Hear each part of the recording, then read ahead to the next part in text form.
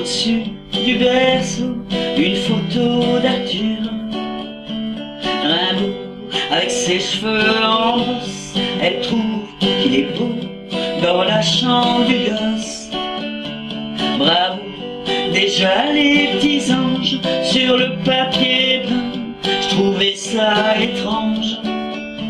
Je dis rien, elles me font marrer, ces idées loufoques, depuis qu'elle est en cloque.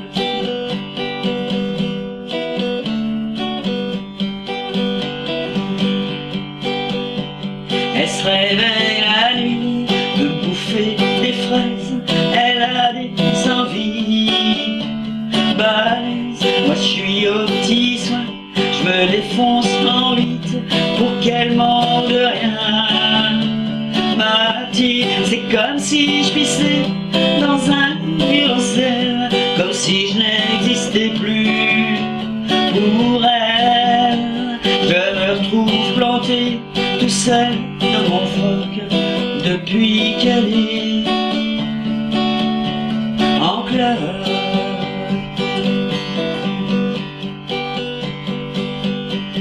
Le soir elle tricote en buvant la verveine. Moi je démêle ses plottes de laine. Elle use les miroirs à se regarder dedans, à se trouver bizarre.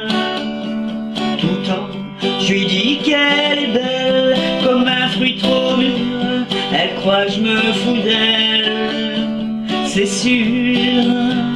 Faut bien dire ce qui est, moi aussi je débloque depuis qu'elle est en cloque. Faut que je retire mes grolles quand j'entre dans la chambre du petit rossignol. Quel coup, c'est que son petit bonhomme qu'arrive en décembre, elle le protège comme une ouvre. Même le chat pépère, elle en dit du mal, sous prétexte qu'il perd ses poils. Elle veut plus le voir traîner autour du paddock depuis qu'elle est en cloque.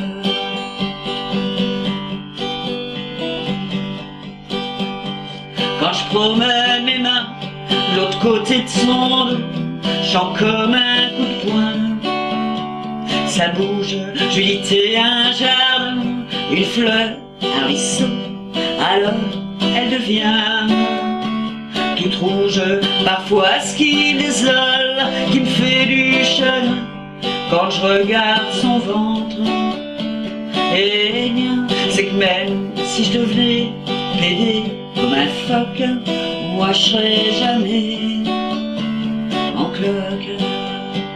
C'est que même si je devenais pédé comme un phoque, moi je serais jamais